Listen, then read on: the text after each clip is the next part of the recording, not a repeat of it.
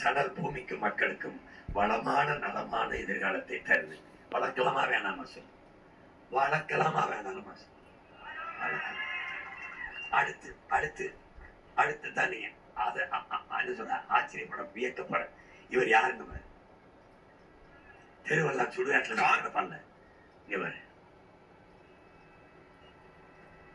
காஞ்சிப்பட்டு கேள்விப்பட்டிருப்பீங்க.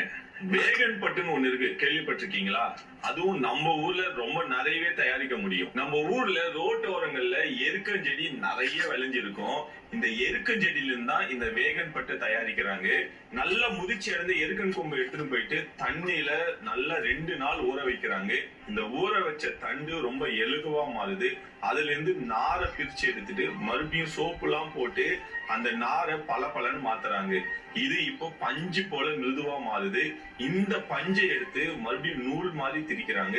இந்த நூலு தான் வேகன் பட்டு நூல் சொல்றாங்க.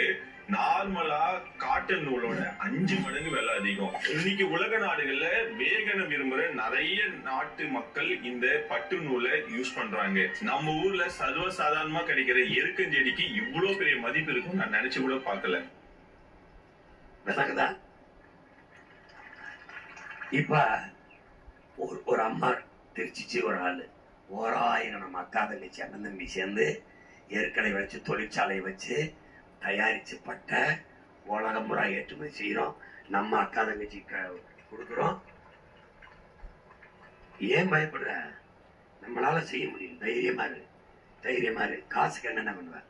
கூட்டு முதலாளிகளை உருவாக்குவேன். ஏற்கனவே கொள்ளையடிச்சவன்ட பறிப்பேன். இப்ப திருப்பத்தூர்ல நான் ஒரு அறிவிப்பு போடுவேன். யார் எவ்வளவு முதலீடு செய்வீங்க? அப்பா, என்னால 10 லட்சம் கொடுக்க முடியும். 50 லட்சம், 1 கோடி, 2 கோடி, 3 கோடி கூட்டு முதலாளிகளை, என் இன சொந்தங்களை முதலாளியாக்கி பங்குதாரர் ஆக்குவேன். என் மக்களை முதலாளி ஆக்கிடுவேன். நீ எவ்வளவு கொடுத்த? 50 லட்சம் லாபத்துல அதுக்கு பங்கு. 1 கோடியா அதுல பங்கு, 5 கோடியா அதுல பங்கு. அரசு தொழிலை பாதுகாக்குது, நிலத்தை உங்ககிட்ட வச்சிருக்குது, உனக்கு வேலை கொடுத்துருது, லாபத்துல உனக்கு பங்கு கொடுத்துருது. நீ தொழிலாளி இல்ல, முதலாளி. கூட்டு தமிழ் தேசிய முதலாளிகளை உற்பத்தி முதலாளிகளா மாத்திடுறேன்.